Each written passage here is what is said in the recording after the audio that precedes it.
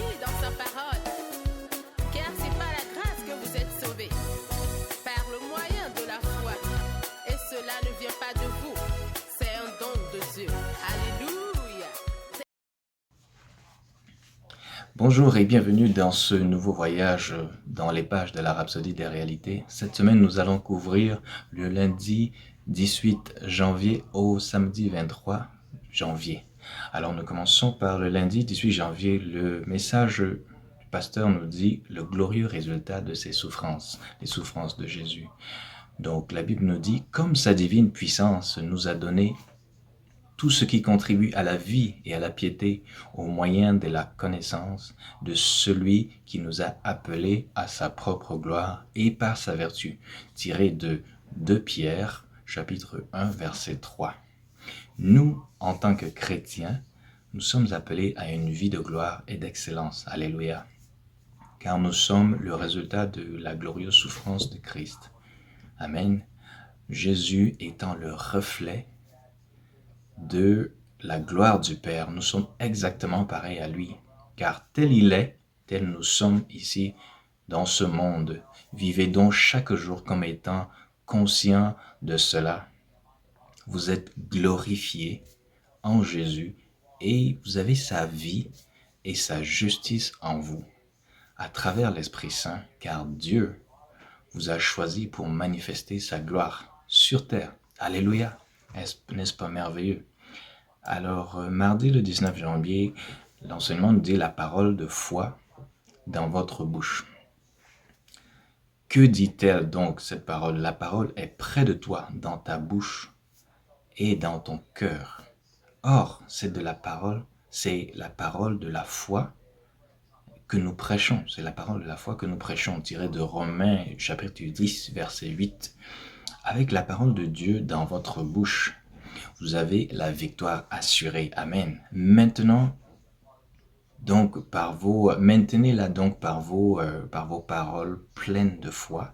Parlez en vainqueur, parlez de justice, succès, gloire, excellence, car les vainqueurs ne parlent pas de peur ni de faiblesse, mais plutôt expérimentent. Et ils expriment la sagesse de Dieu. Et c'est ainsi que les vainqueurs parlent en disant ce que Dieu a dit. Par exemple, lorsque vous éprouvez des symptômes, déclarez et affirmez la vie supérieure de Dieu qui est en vous et c'est pour dissiper la maladie. Lorsque vous déclarez cette vie de Dieu qui est en vous, c'est pour dissiper la maladie. Régnez donc et dominez avec la parole de foi qui est dans votre bouche. Alléluia. Mercredi 20 janvier, uniquement des victoires, c'est le titre de l'enseignement. Le sentier des justices est comme la lumière resplendissante dont l'éclat va croissant jusqu'au milieu du jour, tiré du livre de Proverbes, chapitre 4, verset 18. Avoir une vie transcendante en Christ, qui veut dire que nous gagnons toujours. Amen. Nous sommes toujours victorieux. Alléluia. Peu importe l'ampleur des circonstances, le résultat est que nous gagnons toujours. Quoi qu'il arrive, nous gagnons toujours. Amen. N'est-ce pas merveilleux? Nous devons faire face à des épreuves, c'est vrai, mais n'oublions pas ce que nous rappelle la parole. Lorsque nous lisons Romains 8, verset 37, et aussi 2 Corinthiens 2, chapitre 2, verset 14, nous lisons ça, soit une victoire permanente qui nous est garantie. En Christ, vous avez une vie de paix. En Christ, vous avez une vie de prospérité. En Christ, vous avez une vie de santé, une vie de gloire et de puissance. En Christ, vous avez tout ça. Faites-lui donc confiance. Suivez sa parole en la mettant à l'œuvre dans votre vie chaque jour. Alléluia, gloire à Jésus. Jeudi 21 janvier, percevez par la parole et parlez en conséquence. Parce que nous regardons non point aux choses visibles, mais à celles qui sont invisibles. Car les choses visibles sont passagères et les choses invisibles sont éternelles. Gloire à Dieu. Tiré de 2 Corinthiens 4, 18. Alors, sachons qu'en tant que chrétien, Nous devons vivre comme des vainqueurs. Ça, c'est notre vie, c'est notre nature.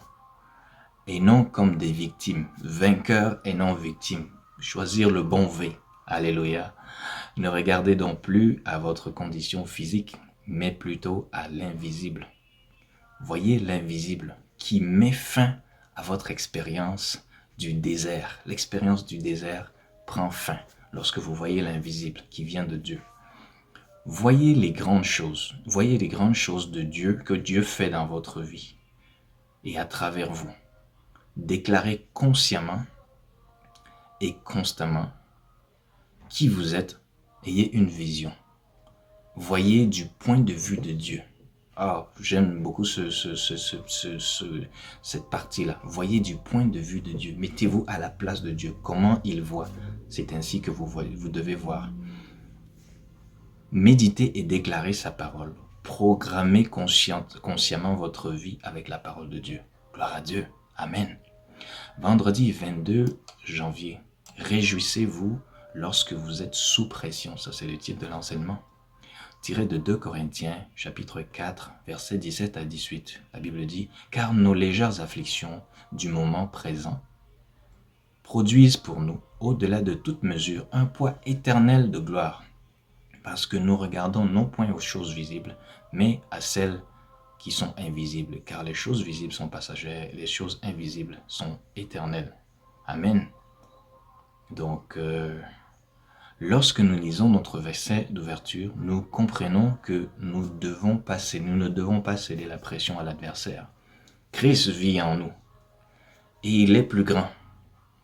Et celui qui est en vous, qui est en nous, est plus grand que celui qui est plus grand que toute adversité. D'ailleurs, les adversités qui sont dans le monde auxquelles nous faisons face. Réjouissez-vous toujours de l'adversité, car votre affliction temporaire produira un poids éternel de gloire. Amen. Fixez votre regard sur Jésus et non sur le problème, car en Jésus, vous triompherez toujours en toute situation. Gloire à Jésus. Et enfin, samedi 23 janvier, l'Église est la plénitude de Christ. Il est la tête du corps de l'Église. Il est le commencement, le premier-né d'entre les morts, afin d'être en tout le premier. Tiré de Colossiens 1, verset 18. Sachons donc que l'Église, nous, sommes inséparablement unis à Jésus, qui lui est incomplet sans nous. Nous sommes sa plénitude. Amen. Il est donc en nous et nous sommes en lui. À travers nous, il établit son royaume sur terre. Nous sommes son extension, son bras étendu. C'est le plan de Dieu le Père, c'est son plan. Jésus est notre gloire et nous sommes la gloire de Dieu.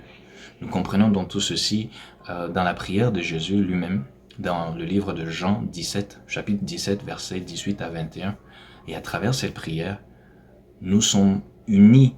Jésus nous a unis donc avec la divinité. Cette prière s'est accomplie déjà. Et nous sommes rattachés à l'Esprit comme une seule création. Gloire à Jésus, quelle merveilleuse révélation. Gloire à Jésus, gloire à Dieu.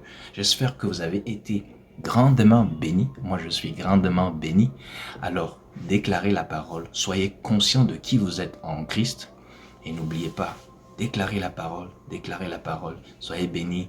Amen. Je vous dis à la semaine prochaine.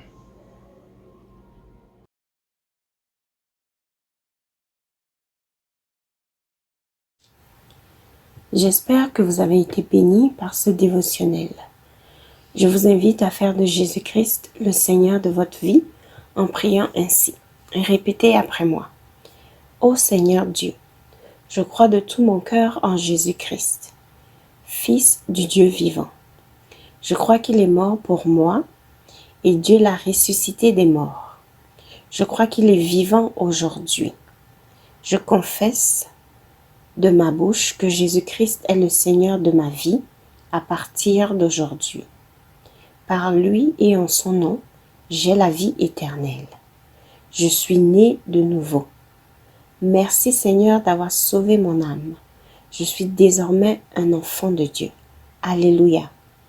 Félicitations, vous êtes désormais un enfant de Dieu.